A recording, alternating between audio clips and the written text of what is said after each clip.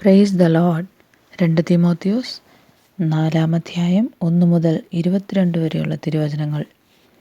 ഞാൻ ദൈവത്തെയും ജീവികൾക്കും മരിച്ചവർക്കും ന്യായവിസ്താരം നടത്തുവാനുള്ള ക്രിസ്തുയേശുവിനെയും സാക്ഷി വെച്ച് അവൻ്റെ പ്രത്യക്ഷതയും രാജ്യവും ചൊല്ലി സത്യം ചെയ്ത് കൽപ്പിക്കുന്നത്: വചനം പ്രസംഗിക്കുക, സമയത്തിലും അസമയത്തിലും ഒരുങ്ങി നിൽക്കുക, സകല ദീർഘക്ഷമയോടും ഉപദേശത്തോടും കൂടെ ശാസിക്കുക, തർജ്ജനം ചെയ്യുക, പ്രബോധിപ്പിക്കുക.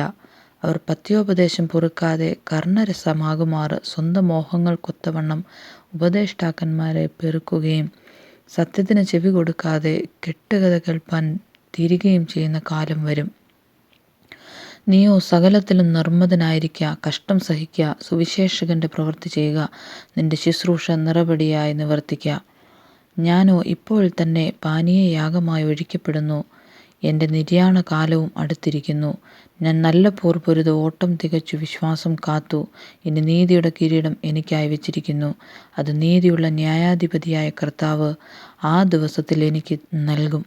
എനിക്ക് മാത്രമല്ല, അവൻ്റെ പ്രത്യക്ഷതയിൽ പ്രിയം വെച്ച ഏവർക്കും കൂടെ. വേഗത്തിൽ എൻ്റെ അടുക്കൽ വരുവാൻ ഉത്സാഹിക്കുക. മേദാസ് ഈ ലോകത്തെ സ്നേഹിച്ചിട്ട് എന്നെ വിട്ട് തെസ്സലോനിക്കയിലേക്ക് പോയി. ക്രേസ്കേസ് ഗലാത്യയ്ക്കും തീത്തോസ് ദൽമാത്യയ്ക്കും പോയി. ലൂക്കോസ് മാത്രമേ എന്നോടുകൂടെയുള്ളൂ. മർക്കോസ് എനിക്ക് ശുശ്രൂഷയ്ക്കായി ഉപയോഗമുള്ളവൻ ആകയാൽ അവനെ കൂട്ടിക്കൊണ്ടുവരിക. തിഹിക്കോസിനെ ഞാൻ എഫേസോസിലേക്ക് അയച്ചിരിക്കുന്നു. ഞാൻ ത്രോവാസിൽ കർപ്പോസിൻ്റെ പക്കൽ വെച്ചേച്ചു പോന്ന പുതപ്പും പുസ്തകങ്ങളും വിശേഷാൽ ചർമ്മലിഖിതങ്ങളും നീ വരുമ്പോൾ കൊണ്ടുവരിക. ചെമ്പുപണിക്കാരൻ അലക്സാണ്ടർ എനിക്ക് വളരെ ദോഷം ചെയ്തു.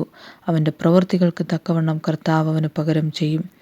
അവൻ നമ്മുടെ പ്രസംഗത്തോട് അത്യന്തം എതിർത്തു നിന്നതുകൊണ്ട് നീയും അവനെ സൂക്ഷിച്ചുകൊള്ളുക. എൻ്റെ 1-ാം പ്രതിവാദത്തിൽ ആരും എനിക്ക് തുണ നിന്നില്ല. എല്ലാവരും എന്നെ കൈവിട്ടു. അത് അവർക്ക് കണക്കിടാതിരിക്കട്ടെ. കർത്താവോ എനിക്ക് തുണ നിന്ന് പ്രസംഗം എന്നെക്കൊണ്ട് നിവർത്തിപ്പാനും സകല ജാതികളും കേൾപ്പാനും എന്നെ ശക്തീകരിച്ച്, അങ്ങനെ ഞാൻ സിംഹത്തിൻ്റെ വായിൽ നിന്ന് രക്ഷ പ്രാപിച്ചു. കർത്താവ് എന്നെ സകല ദുഷ്പ്രവൃത്തിയിൽ നിന്നും വിടുവിച്ചു. തൻ്റെ സ്വർഗീയ രാജ്യത്തിനായി രക്ഷിക്കും. അവൻ എന്നേക്കും മഹത്വം. ആമേൻ. പ്രിസ്കയ്ക്കും അക്വിലാവിനും ഒനേഫോസിൻ്റെ കുടുംബത്തിനും വന്ദനം ചൊല്ലുക. എരസ്തോസ് കൊരിന്തിൽ താമസിച്ച് ത്രോമിമോസിനെ ഞാൻ മിലേത്തിൽ രോഗിയായി വിട്ടേച്ചു പോന്നു. ശീതകാലത്തിന് മുമ്പേ വരുവാൻ ശ്രമിക്കുക. യൂബുലോസും പൂദേസും ലീനോസും ക്ലൗദിയയും സഹോദരന്മാരെല്ലാവരും നിനക്ക് വന്ദനം ചൊല്ലുന്നു. യേശുക്രിസ്തു നിൻ്റെ ആത്മാവോടുകൂടെ ഇരിക്കട്ടെ. കൃപ നിങ്ങളോടുകൂടെ ഇരിക്കുമാറാകട്ടെ. ആമേൻ.